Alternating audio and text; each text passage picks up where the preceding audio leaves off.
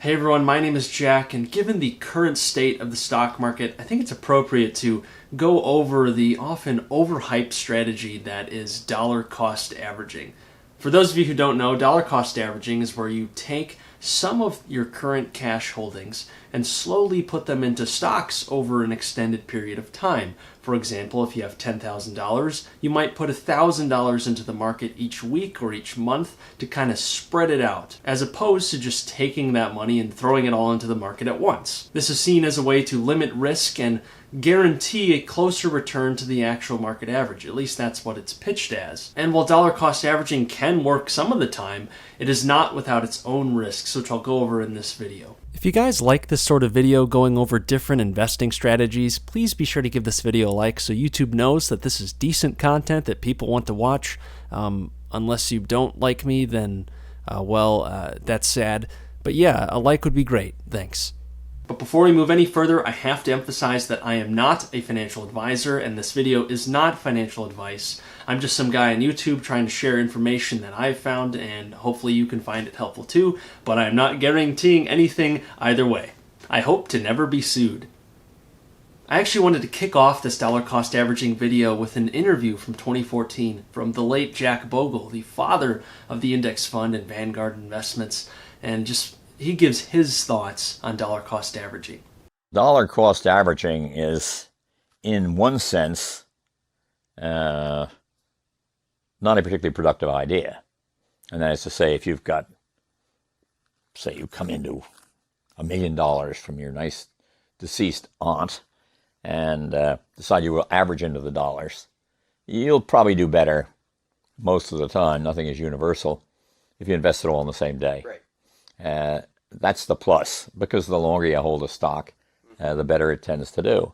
And what Jack Bogle said in that interview is backed up by a couple studies that Vanguard did around the same time, looking at the differences between dollar cost averaging and lump sum investing and seeing the performance of both strategies with different asset allocations throughout the history of the stock market. Here are those studies now.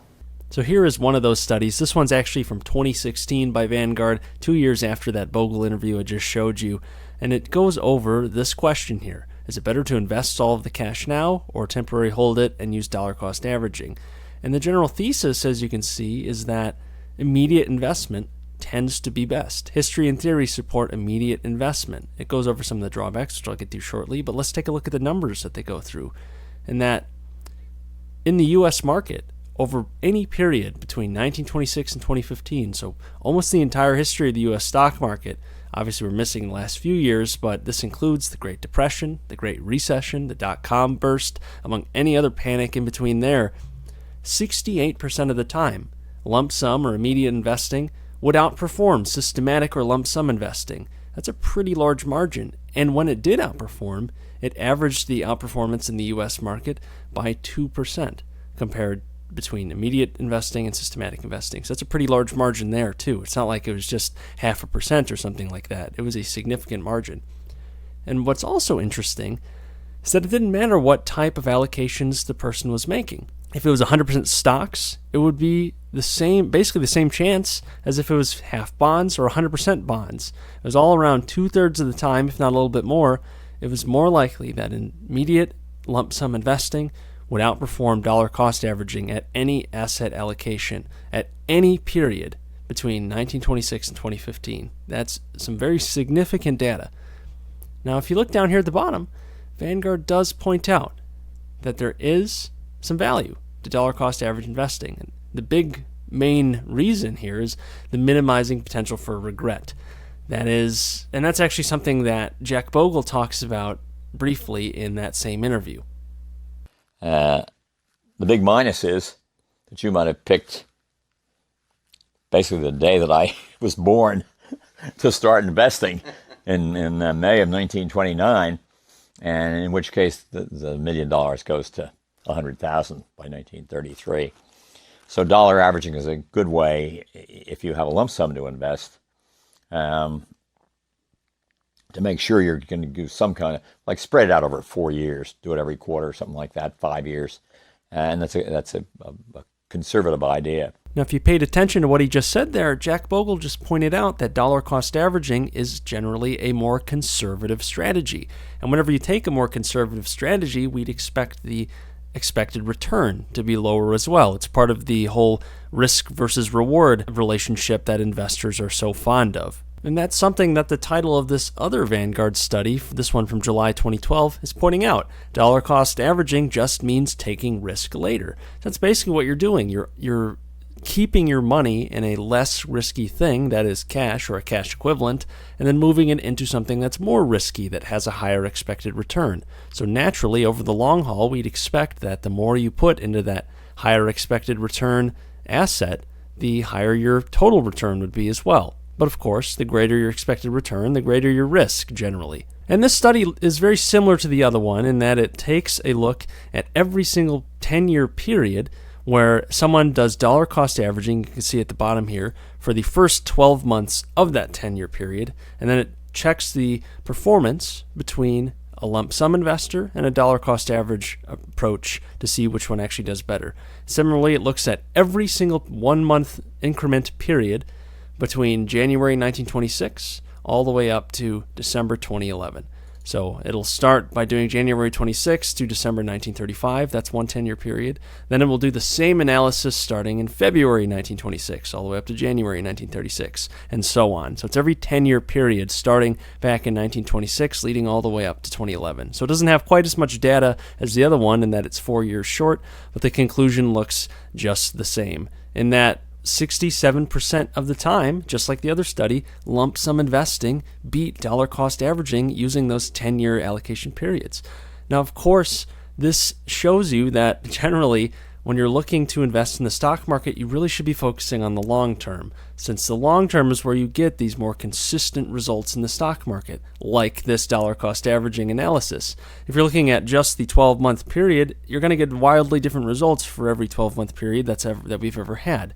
If we're looking at 10-year periods, we have a little more reliable data that gets you that nice upward trend in the stock market. So it makes sense that over a 10-year period, if you're putting something in the market, the longer you have it in there, the higher of chance, that is 67% of the time, you're going to have a better result than if you had spread out that investment over a 1-year period at the very beginning. And another thing to note, this one's actually from the first study that we already looked at, is that in the U.S., immediate investment of a lump sum outperformed a 6-month series of investments in approximately 64% of historical periods. And that's kind of what we're looking at here. But over a 36-month interval, immediate investment outperformed approximately 92% of the time. In other words, dollar cost averaging over the long term definitely does not make sense when compared to lump sum investing. And this again makes sense because of the long-term results that the stock market consistently has produced over its very long history. Over the long period, we expect the stock market to continuously go up in value, but it swings in the short term, and that's what dollar cost averaging is attempting to limit, those short-term swings. But if we're investing for the long term, you want to be in the market for a longer time generally, or at least 92% of the time if you're a long-term dollar cost average investor. 90% of the time, it makes more sense to just do lump sum investing and watch that investment grow over the very long period. Only in those 8% of instances where you have a super crash or where you invest, like Jack Bogle said, in 1929, right before the massive crash of the Great Depression, only then does it make sense to do dollar cost averaging. But if you believe we're in that 1/3 of cases where dollar cost averaging would outperform lump sum investing when you do it over a 12-month period, then by all means do it. But perhaps one thing to consider is rather than leaving your cash in just cash or cash equivalents, is to instead move it into short, intermediate, and even long-term bond funds to try and get a slightly greater return in the meantime before you move it into stocks as your dollar cost averaging. Just another consideration that you can make.